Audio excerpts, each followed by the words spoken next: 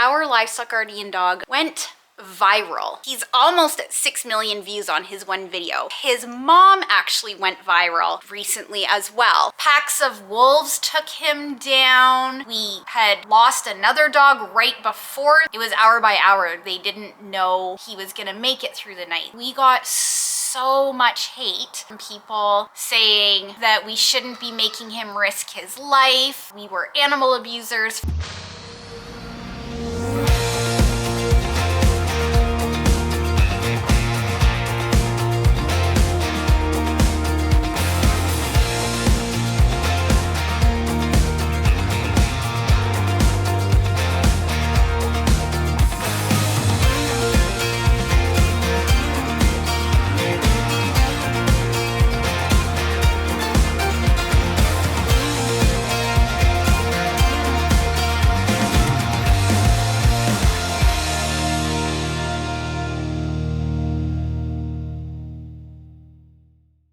Our livestock guardian dog, Bear, went viral this summer.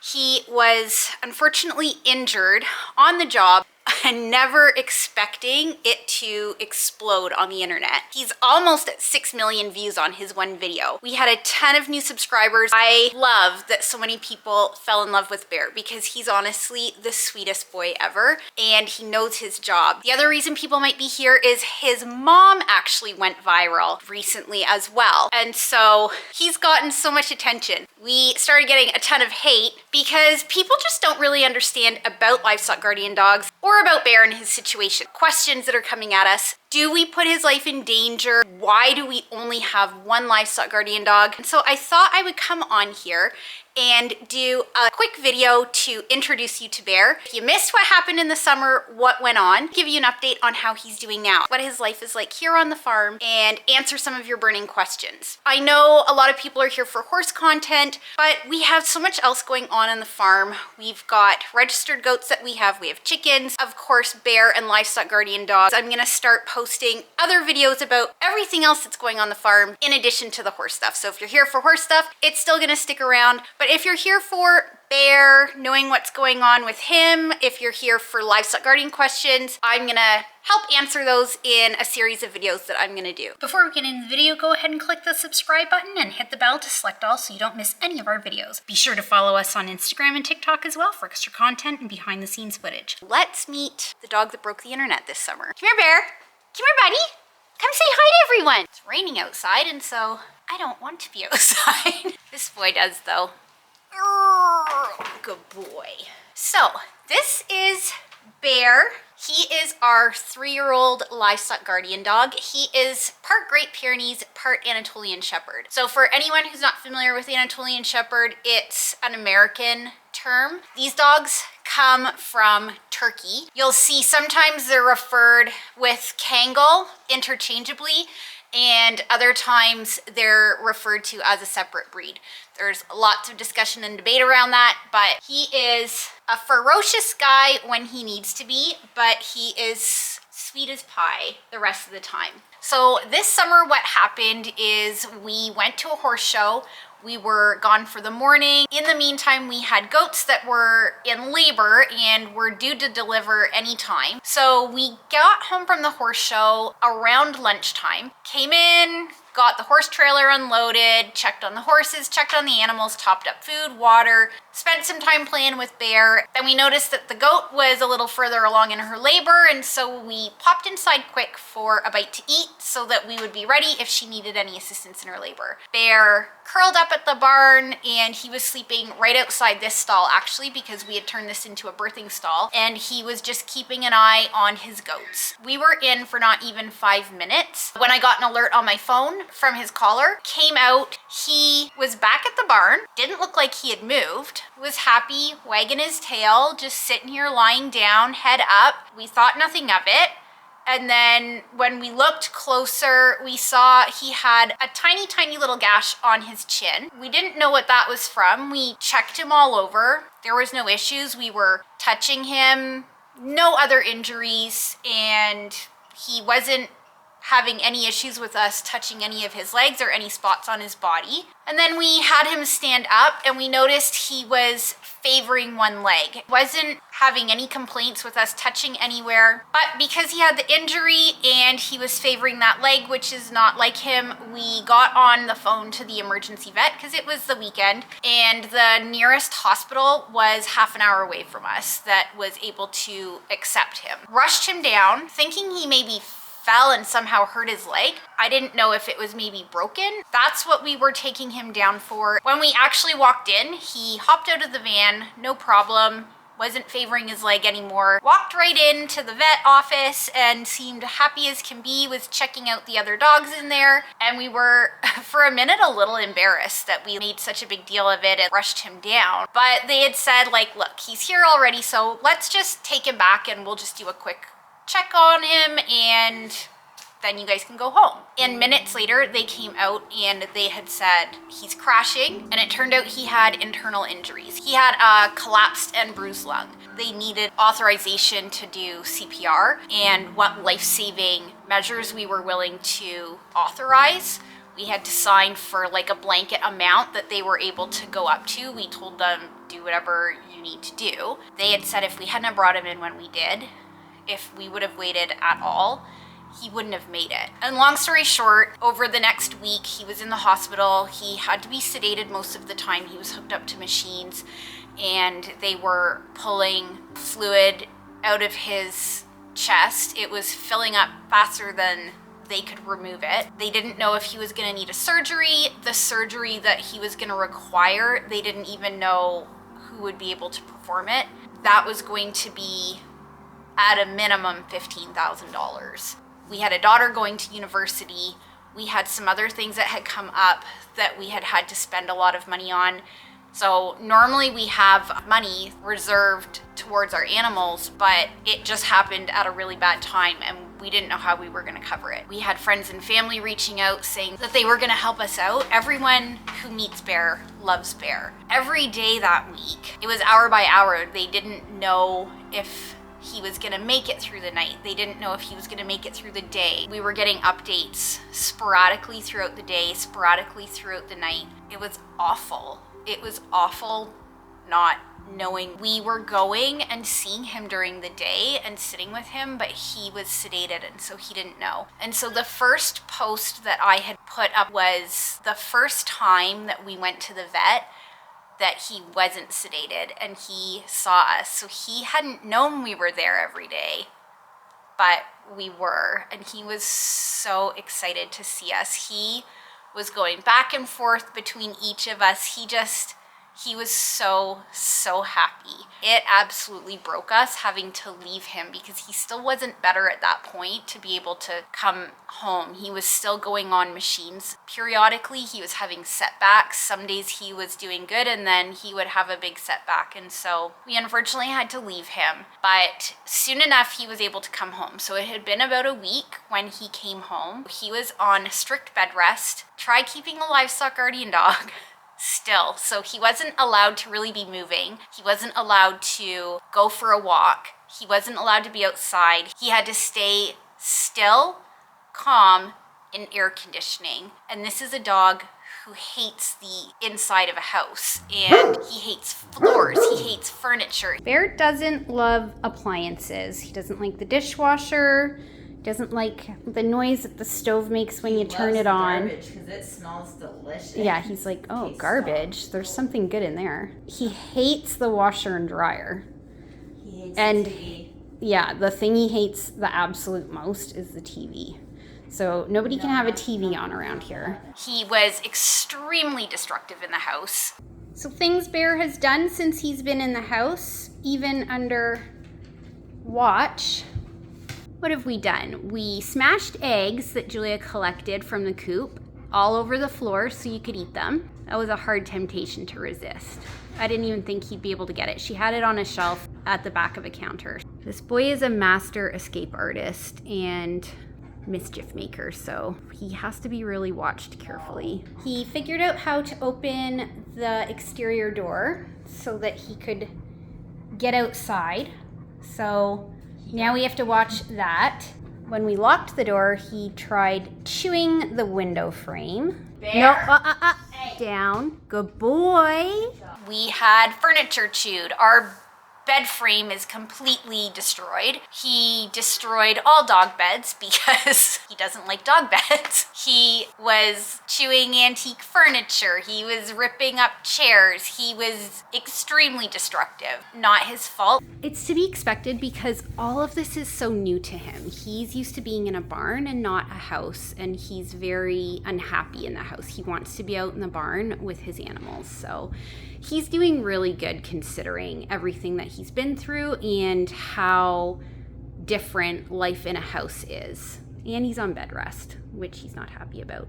He hates everything about the inside of buildings other than a barn. And so it was stressful for him coming into the house. He was worked up being anywhere in the house unless he was in our bedroom. And so the bedroom ended up becoming his recovery area. Someone had to stay with him 24/7. And so we took turns throughout the day and the night sitting with Bear. Nobody could leave the room until their replacement was in there to take over watching duty.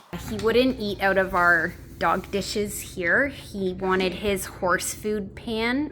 So we had to bring that in for him. He was just not eating out of the other stuff. He was allowed to go outside. He was supposed to go directly outside the door and go to the bathroom, and we weren't supposed to be taking him on walks. But Bear has some little quirks about him, and one of them is that he likes to go to the bathroom on a certain rock, and he won't go to the bathroom anywhere else. He sits on it like a toilet and he goes to the bathroom there. And so we had to bring him to the backyard so that he would go to the bathroom.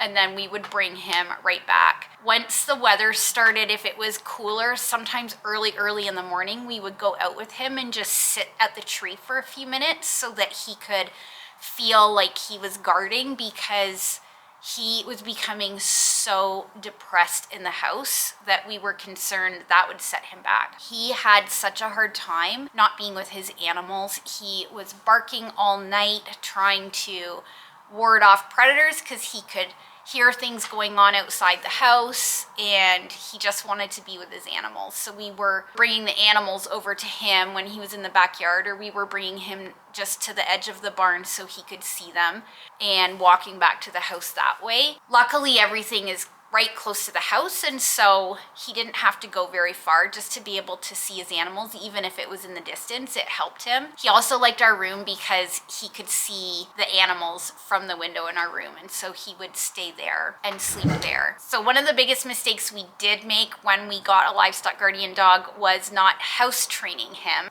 Was trained to not go to the bathroom in the barn, but he would go to the bathroom in the house. He just didn't know, and so obviously it's not his fault, and it's a minor inconvenience for having him at a stage where he was ready to go through recovery.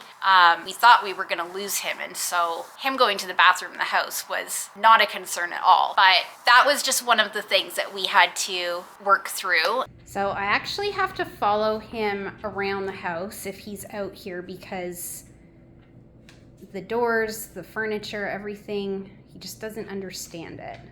And so he will try and mark his, no, keep that leg down. He will try and mark his territory because this has become his new perimeter.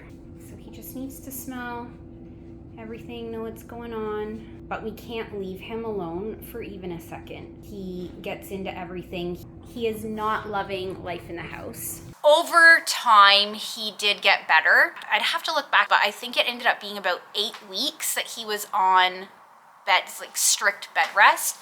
Then he was finally able to start going outside. We would take him for walks in the early morning. We would take him for walks in the evening when it was cooler. Start bringing him over to the barn so that he could feel like he was doing his job. And so we have been taking it slowly. So he was injured July, and so we are December now. It has been a recovery for him.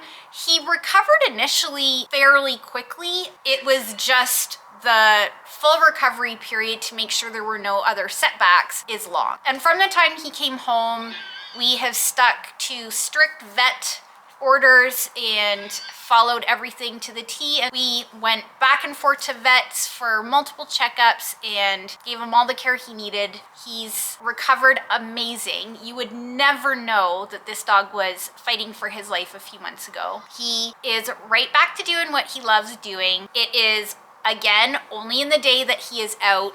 He is right around the house in the barnyard, which is also right at the house. It's not an area that predators frequent. For the most part, he has kept predators at bay with his barking by marking his territory around his perimeter, and he creates a bubble that tells predators, this is my turf, you stay in yours, and don't come near my flock. And for the most part, they respect it. Other than when he was in the house and he's not been out in the yard, we've not had any loss of any of our livestock, or if he's been in an opposite area of the yard, but it's only happened a handful of times. In the spring, summer, predators were getting really bold. They were coming up right into the backyard. They were coming up close to the house. He chases them to the edge of his fence boundary and chases them into the tree line, and that's where he stops. He comes right back. We've never had a problem. And so this was extremely unexpected. It was lunchtime, middle of the day. We could see on the app, it has a GPS track, and we can see that he was here. We could see exactly where he went, where he came back. It was in the span of just a few minutes. So I posted on the internet to let people know how he was doing, because I was getting inundated with messages from people wondering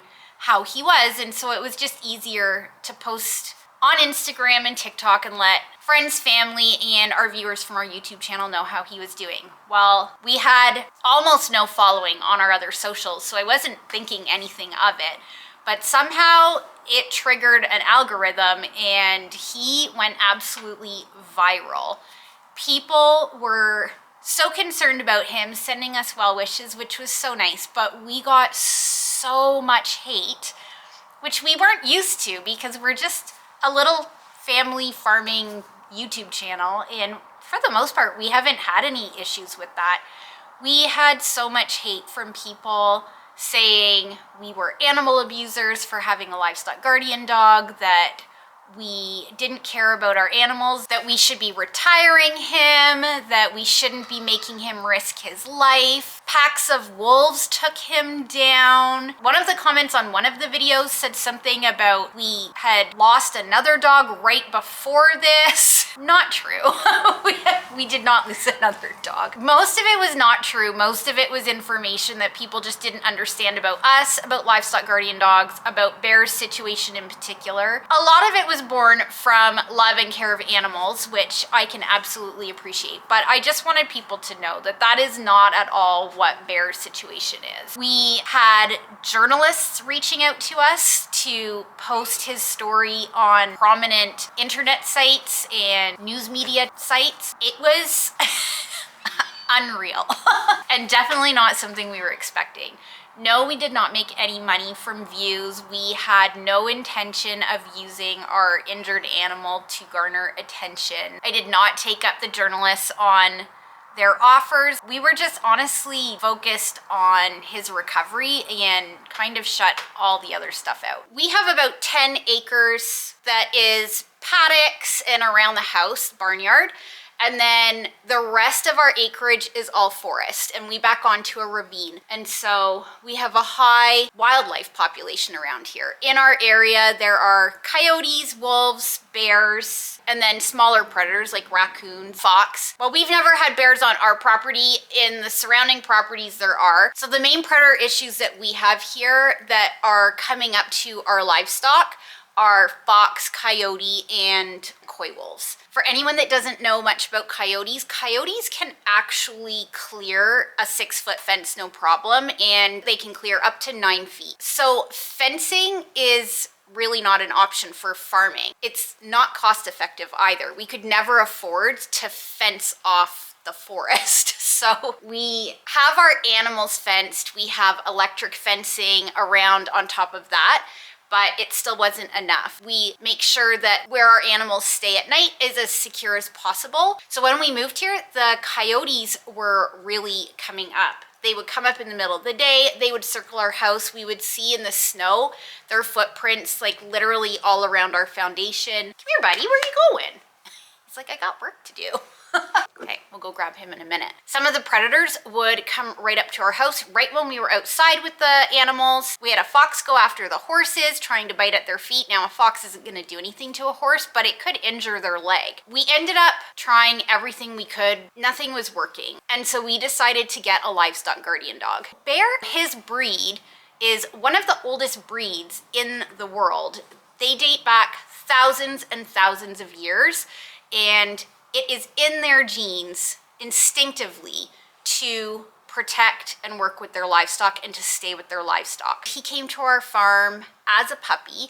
We got him from a breeder that had the puppies born on the farm to working dogs, and the puppies have been in training by their parents right from day one.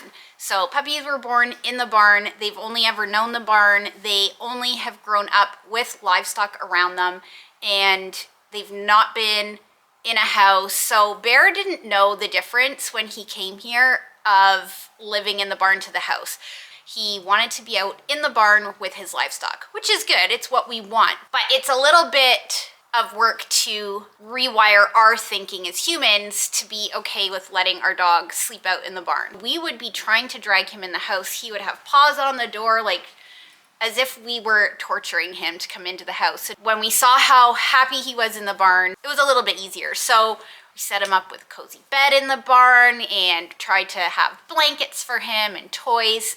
He shredded them and wanted nothing to do with it. He does love his toys. So he always has toys that he's playing with. He threw any bed that we brought in, he would shred it up, he would throw it out of the barn. His favorite things to lie on are a wood pallet that our shavings would sit on. He loves his wood pallet. He really just wanted to sleep in the hay with the animals. He loves sleeping and curling up with one of our senior goats that was a rescue. Those two love sleeping together in the barn. Anytime we would try and bring him in, he wanted nothing to do with it. When people see him and he's this white, fluffy, cuddly teddy bear kind of a dog, and he's sweet and loving, that is part of his breed. But the other part of it is that a working dog breed is something completely different than a house dog. We have 3 dogs in the house. They love sleeping all day and sleeping in beds, and they're perfectly happy to be in the house and with us. A Great Pyrenees,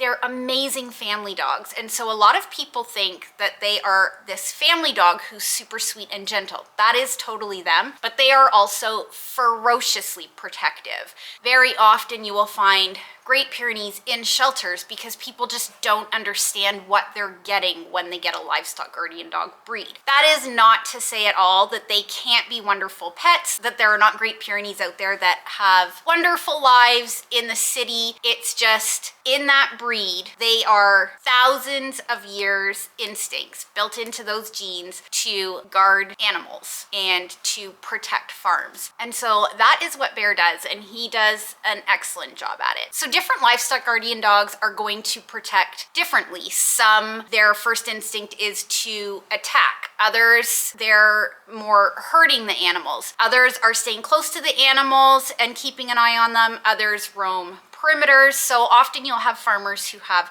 multiple dogs, sometimes multiple breeds to serve different functions within their farm. One of the things that we had people asking about is, why do we only have one livestock guardian dog? And the answer to that is because livestock guardian dogs, it's extremely important that you give them 2 to 3 years to grow out of their puppy stage, to really understand their job and to be trustworthy to leave with the animals alone. It's really critical in those first few years that they are forming a bond with their livestock. If you get 2 puppies at the same time, or when they're not fully ready, it's gonna cause problems with behavior, it can cause problems with aggression, it can cause problems with their bonding to the animals. It's not advised to do that at all. So the plan has always been to get Bear a partner. It was never that he was gonna be a lone dog on the farm. But we are fortunate in the fact that we have a small family hobby farm. So we are not a big ranch, we are not a big operation, and we don't leave him out at night when predators are out. If we did that, it would just be far too dangerous with him being by himself. Now down the road, when we have multiple dogs, that would be different. They work together and they can protect each other. But right now, if we were to leave him out at night, he could easily get drawn into the forest by coyotes, wolves, and a pack could surround him once he gets in there. He could be injured very easy. And so we never have him out at night by himself. He's always locked in the barn. All of our animals are locked up securely at night, so everyone is safe. So during the day, he is up around the house. Our barnyard is right by the house. He's in our backyard, he's in the hayfield beside the house, and our pastures are all up around the house. He doesn't go outside any more than any other pet dog would if the family was living in the country and let their dog out. He is within a 4.5 acre radius right around the house, and we can see him. It's where all our animals are. There's fencing, there's electric fencing. We have him as safe as we possibly can. He also has a satellite collar that allows us to track him. It allows us to see where he is at any given moment. If he's ever injured, it GPS tracks him so we can find him immediately, which came in very handy this summer. Probably saved his life. This satellite collar that we have also allows us to change fencing perimeters. It allows us to adjust and have as many different fences on an app as we want to. It allows us to have blockout zones. So if I want to keep him away from the ravine where coyotes are, if I want to be able to track him, if he goes out of bounds in the forest, in the deep ravine, it works in all kinds of weather. It works with snow, it works with storms coming through.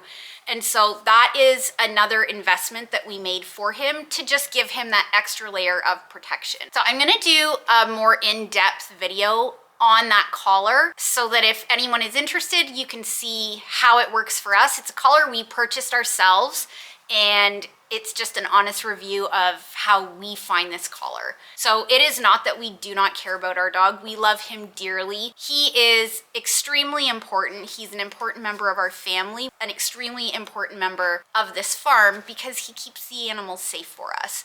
We don't want to lose any of our animals. We don't want to lose him, but we don't want to lose any of our animals. At the same time, we're happy living with the predators as long as they stay in the forest. We just don't want them coming up around the house and being a risk to our dogs or our other animals. I'll take you on a quick tour of where Bear is so you can see we don't allow him to go anywhere except the vicinity of our house. He's not roaming or doing anything on his own in the forest where he could get attacked by a pack of predators. This is his favorite spot to hang out. He likes to watch the road and the horses here. And from the back, he can see down to the goat paddock. So this is where Bear is. So this is Bear's favorite spot to patrol. He likes to sit here and look out at his hayfield. So if the coyotes come, where they come usually is right down at the bottom corner. It dips off so you can't see, but the field continues quite far. So he goes just to the ridge, and then he's just in our backyard here and around the barn. And Bear watches them, stands up, barks, and it usually is enough to scare them off. Should we show them where you go? Let's go show them. Come on. Let's go patrol. He likes to walk back here just to make sure he's not missing anything. There he goes. So this is usually what he likes to do. He'll usually go straight across the middle of the hayfield here so he can see over top of the ridge. His fence boundary is not far past where he is right now. So he walks the boundary and then he goes up and behind the chicken coop, make sure nothing's sneaking up. He is at his happiest when he is out in this spot here. He just loves looking out over his hayfield, make sure nothing's coming up from the forest. So back there is where the forest begins, so it's all behind us. So Bear likes to patrol the perimeter of the hayfield as far as he's allowed to go with his fence line, which is about halfway down. And then he likes to patrol this upper part of the tree line here behind the coop. So the main reason he likes to come back here is because we have free-ranging birds, our guinea fowl. They eat our ticks, and so they like to come back here, so he just likes to make sure that they're safe as well.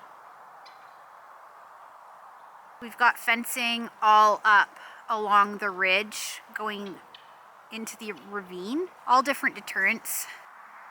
So he likes to go around, smell all the smells, he catalogs everything, he goes and he will mark his territory, usually in the same spots. So while Bear may look all sweet and gentle, which he is with us, we have seen him when he feels that there is a threat, and he is ferocious. He flips like a switch.